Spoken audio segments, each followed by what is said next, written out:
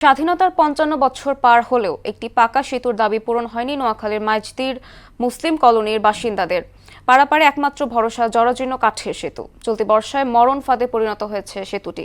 বিভিন্ন সময় মানববন্ধন সহ সভা সমাবেশ করলেও সংশ্লিষ্ট কর্তৃপক্ষের আশ্বাস ছাড়া আর কিছুই মেলেনি বলে অভিযোগ ভুক্তভোগীদের। সেলিমের প্রতিবেদনে জানাচ্ছেন মিশাল বিন আনোয়ার।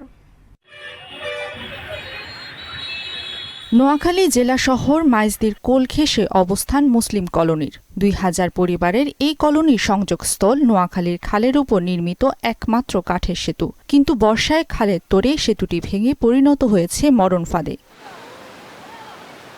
নড়বড়ে এই সেতু দিয়ে জীবনের ঝুঁকি নিয়ে প্রতিদিন পারাপার হচ্ছে স্কুল মাদ্রাসার কোমলমতি শিক্ষার্থী, বয়স্ক ও গর্ভবতী নারীরা। বাসিন্দাদের অভিযোগ, একটি পাকা সেতুর দাবিতে সভা সমাবেশ আর মানববন্ধন করেও মেলেনি সুরাহা। স্কুলের বাচ্চারা যাতায়াত এবং গর্ভবতী মহিলা, অনেক মানুষ আছে পঙ্গু, একজন তো অলরেডি পঙ্গু হয়ে বাসায় আছে।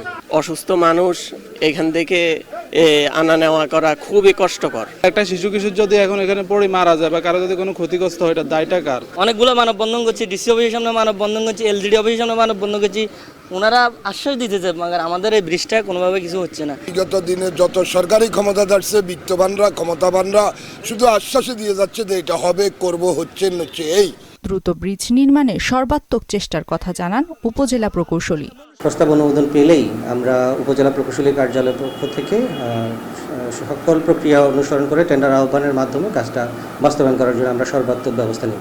আশ্বাসের বাণী নয়, দ্রুত পাকা সেতু নির্মাণে যেন উদ্যোগ নেয় সংশ্লিষ্ট কর্তৃপক্ষ, দাবি ভুক্তভোগীদের। মিশাল বিন আনোয়ার, মোহনা সংবাদ।